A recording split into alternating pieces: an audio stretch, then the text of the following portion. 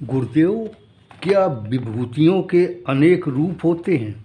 हाँ, विभूतियाँ अनेक रूपा होती हैं। सामाजिक भी हो सकती हैं, पौराणिक भी हो सकती हैं, ऐतिहासिक भी हो सकती हैं, धार्मिक भी हो सकती हैं, प्राकृतिक भी हो सकती हैं, आध्यात्मिक भी हो सकती हैं। तो वो अनेक रूपिणी हैं, अनेक क्षेत्रों से आती हैं। जी। तो क्या विभूतियों की प्रवृत्तियाँ भी अलग अलग होती हैं? हाँ, विभूतियों की प्रवृत्तियाँ भी अलग अलग होती हैं। कुछ विध्वंसक होती हैं, कुछ निर्माणकर्ता होती हैं, कुछ पोषक होती हैं, कुछ भक्षक होती हैं, कुछ रक्षक होती हैं। कोई संरक्षण देती है तो कोई समाप्त करती है। तो क्या विभूतियों का स्वरूप धार्मिक भी होता है? निश्चित रूप से कुछ विभूतियों का स्वरूप धार्मिक होता है। जैसे श्लोक जो हैं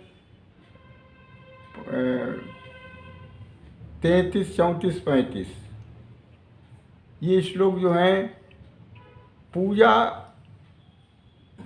के रूप में समझे जा सकते हैं।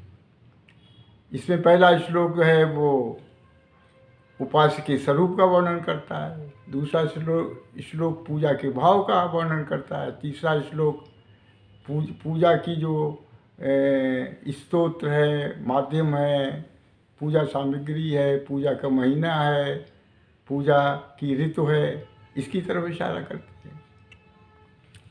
क्या विभूतियों का स्वरूप आध्यात्मिक भी होता है? आध्यात्मिक स्वरूप भी होता है।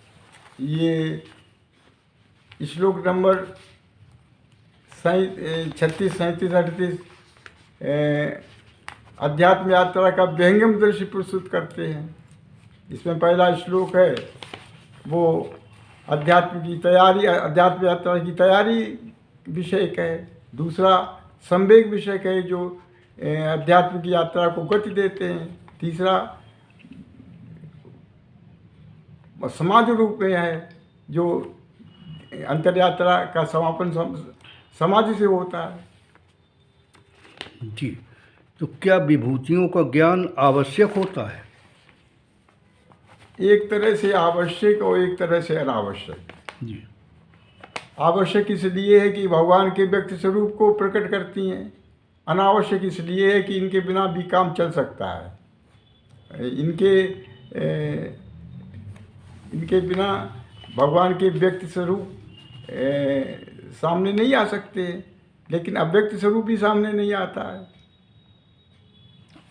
तो क्या विभूतियों के ज्ञान से भगवान के अव्यक्त स्वरूप का ज्ञान हो जाता है? बिल्कुल नहीं।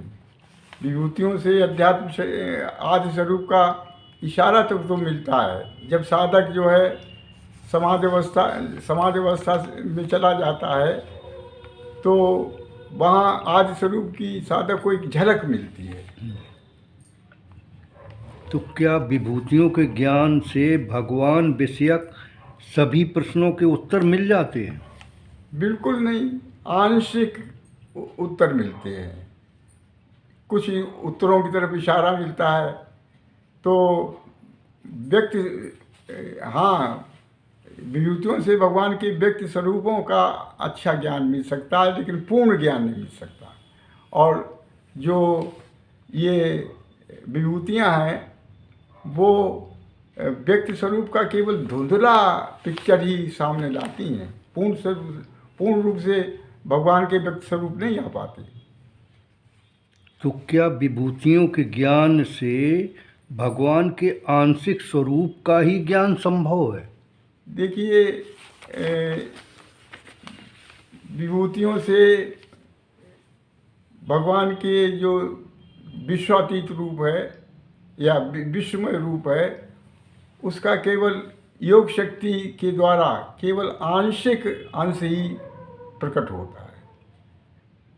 बहुत बहुत आनंदमय उत्तर दिया, मन गदगद हो गया। धन्यवाद, धन्यवाद।